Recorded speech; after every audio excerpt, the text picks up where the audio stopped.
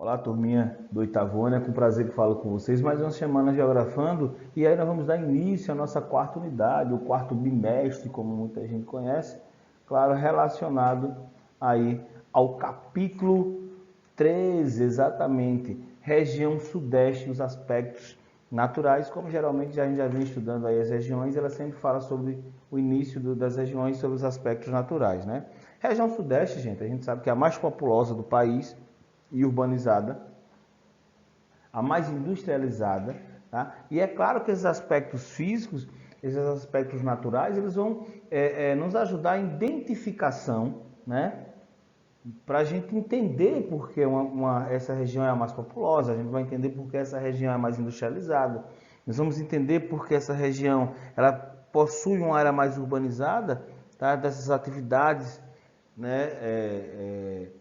Econômicas, e também vamos entender que essa região brasileira é uma das áreas que mais sofreram alteração, né, no seu processo original da natureza.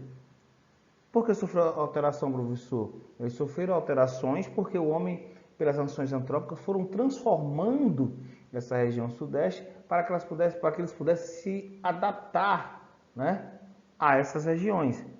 Somente essas questões físicas, como o próprio relevo, que a gente vai ver daqui a pouco, a hidrografia, que é importante. Nós sabemos que a região sudeste nasce o nosso querido Rio São Francisco, né? A bacia do Rio Paraná. Então é importante a gente entender um pouco esse contexto, né, dentro dessa região sudeste, né? O relevo da região sudeste predominantemente predominam na realidade os planaltos, né, com as nascentes mais importantes dos rios, como eu já falei anteriormente, do nosso querido Rio São Francisco e do Rio Paraná, e outros que cortam áreas, né, intensas, urbanizadas e industrializadas, como Parnaíba do sul e o Tietê. Eu acho que você já ouviu falar muito nesse rio importantíssimo aí da região sudeste, ali corta bastante a área de São Paulo. A gente sabe a questão da poluição, que também está associado aí às ações antrópicas, né? A vegetação também é rica em variedade, tá? No entanto, com o tempo, a paisagem natural dessa região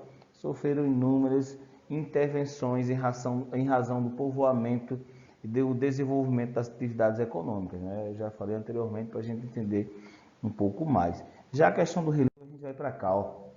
Tem aqui esse relevo da região sudeste, é uma imagem de 2008, né? No livro de vocês tinha mais atualizado, eu tentei buscar e não consegui, mesmo na internet, enfim. Mas vamos lá.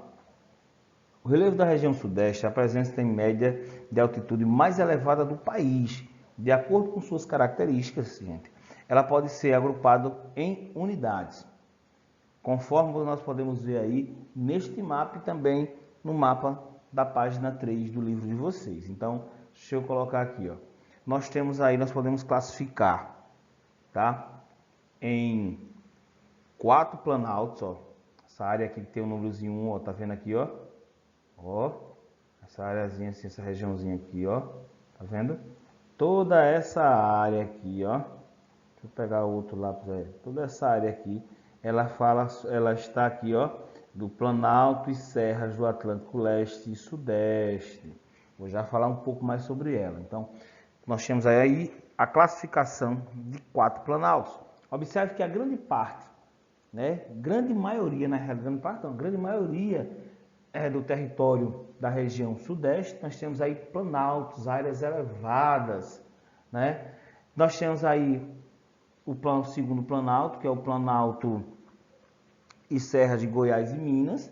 Nós temos esse terceiro planalto aqui, ó, o número 3 aqui, bem embaixo do lado aqui de vocês, que é o Planalto de Champadas da Bacia do Paraná, Bacia do Paraná, aqui onde você observa também a questão do Rio Tietê, também aqui, tá? Os rios aqui que ajudam a essa região, principalmente nesse trecho aqui da urbanização.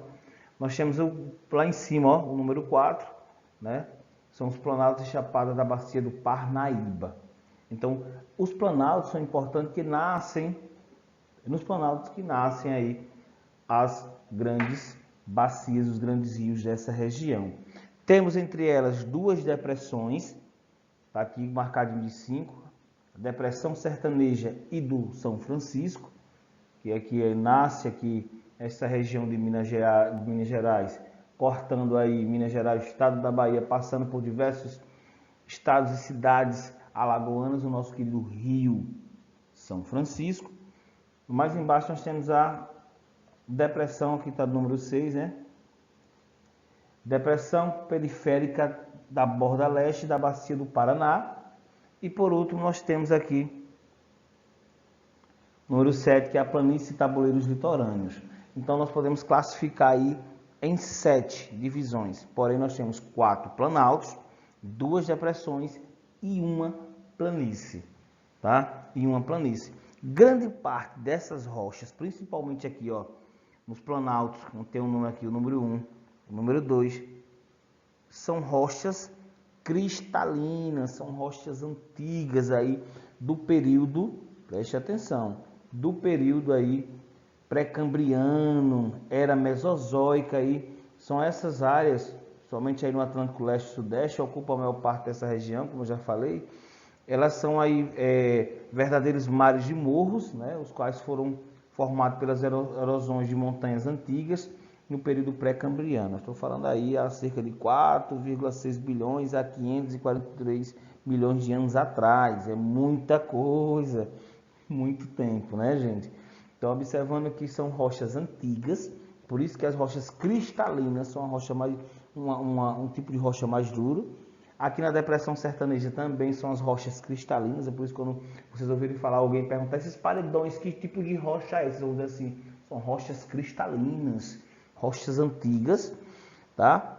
Apenas no número 6, uma depressão aqui, no número 3, no número 4 e no número 7, nós temos aí as rochas sedimentares.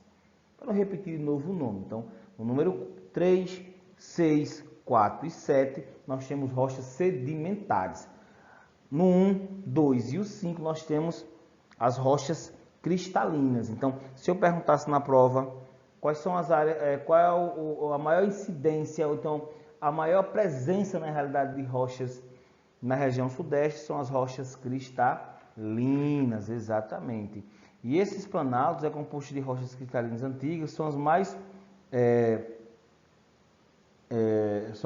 prósperas, como posso dizer assim, relacionadas à formação de minerais metálicos. Por isso, nelas estão localizadas as principais reservas de minério da região sudeste, que deram naquela época um foco muito grande à sua economia, saiu da região nordeste, foi para a região sudeste, porque encontraram minerais metalizados, que são ferro e manganês, principalmente ali na Serra do Espinhaço, localizado quadrilátero ferrífero, uma rica área, gente, de minério em Minas Gerais, responsável, né, por impulsionar parte da economia da região deste Brasil colonial naquela época. É tanto que em Minas Gerais, meus queridos alunos, nós temos lá uma área que é chamada de Estrada Real. Tá? Essa Estrada Real foi criada, né, no Brasil colonial, que passavam, né, esses materiais, esses minérios metalizados, onde é localizado quadrilátero ferrífero. Quadrilátero ferrífero, aprendam isso. É como se fosse um quadradinho ali na região de Minas Gerais, onde se encontra aí esses materiais, tá certo? Os materiais, ou seja, os minérios metalizados, ok? Os planaltos e chapadas da bacia do Parnaíba são formações de rochas vulcânicas que se originam de um derramamento de lava ocorrido na era cenozoica. Por quê? As rochas vulcânicas, também conhecidas como rochas basálticas, são rochas que são originalizadas das lavas do vulcão. Nós vimos isso no 6º ano, tá, gente? E aí essas rochas, ao se decompor, né, pelos processos aí de temperismo, elas formam um solo roxo, uma terra bem fértil, que também explica a outra economia da região sudeste, que foi o café. O período do café se deu na terra roxa pelo fato de ter aí as rochas vulcânicas, ou as chamadas rochas basálticas, tá certo? As depressões, já falei sobre as depressões sertanejas, situa-se no estado de Minas, né? Estende-se aí pelo estado da região nordeste, como já falei anteriormente, e a depressão da borda leste da bacia do Paraná, que é o resultado da erosão dos planaltos sedimentares durante a era cenozoica, então é mais antigo, quando o clima terrestre alternava períodos de seca e de umidade expressiva. Pra vocês terem uma ideia aí, as grandes depressões elas variam entre 600 e 700 metros, né, de altura aí, mais elevadas perto das escarpas e frente de cuesta. Daqui a pouco, quando terminar a aula, eu vou mandar essas imagens para vocês no WhatsApp, tá certo? E as planícies, nós temos a planície.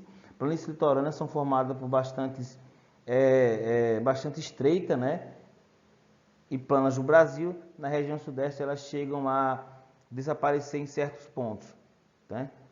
Tanto no lugar de escarpa, que são áreas grandes da Serra do Mar, e a formação de planícies ocorre pelo acúmulo de sedimentos depositado há dezenas de milhares, de milhões de anos na realidade. Então, onde nós temos aqui essa partinha verde, ó, são bacias, né? São formações aqui de rochas sedimentares, porque áreas mais altas desce e escorre todo seu material para as áreas mais baixas, ok? Essa é a pequena introdução da nossa aula de geografia relacionada ao relevo da região sudeste, e a gente vai dar continuidade agora lá no grupo de WhatsApp. Mas é para finalizar e agradecer, tem aqui essa região belíssima, que é a região nordeste, lá não tem nada a ver com o assunto, mas eu sempre termino agraciando a nossa cidade de Belmiro Gouveia com um dos cânions, com os maiores trechos do cânion Rio São Francisco, que é aqui na nossa cidade de Belmiro Gouveia. Se você não conhece, vem conhecer aqui no estado de Alagoas. Desde já agradeço a todos, fique com Deus e até a próxima aula, viu gente? Beijo no coração de todos, fui!